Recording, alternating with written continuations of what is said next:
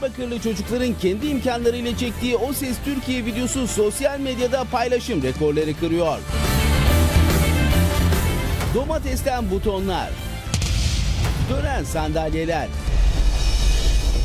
saç fırçasından mikrofonlar. İsmail Ceylan isimli kullanıcının paylaştığı ve küçük çocukların O Ses Türkiye sevgisini yansıtan videolar büyük beğeni topladı. Ayva çiçek atmış, yaz mı gelecek? Diyarbakırlı çocuklar hiçbir detayı unutmadı. Ben öyle sandım. Şimdi tek başımayken. Kendilerini tanıttılar. Müzisyenim. 3 yıldır sahneye çıkıyorum. En büyük hayalim sanatçı olmak. Sahne öncesi röportajlar yaptılar. Hoş geldin. Hoş bulduk. Nereden katılıyorsun? Azerbaycan. Heyecanlısın. Biraz. Sahne heyecanını yaşadılar.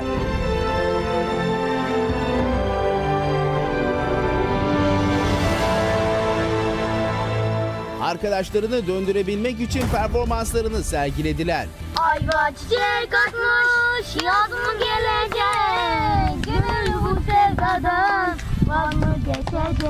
Jüri üyeleri beğendikleri yarışmacıları takımlarına alabilmek için her şeyi yaptı. Bizi seçersen sana kuru fasulye Hatta jüriler kendi aralarında rekabete girdiler. Evet Murat, senden de birkaç yorum alalım, sonra sonucunu merak ediyoruz hepimiz. Evet Adil Bey. Öncelikle hoş geldin. Hoş bulduk. Beni seç.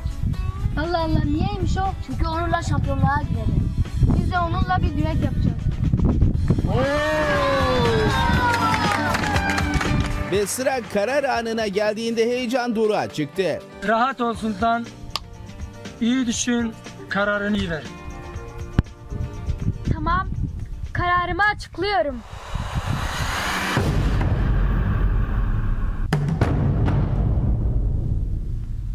Ve Murat Boz.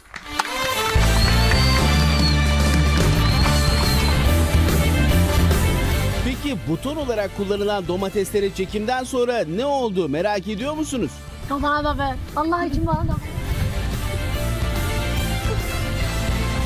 Acun Ilıcalı da sosyal medyada bu görüntüleri ilk işim sizi bulmak olacak notuyla paylaştı.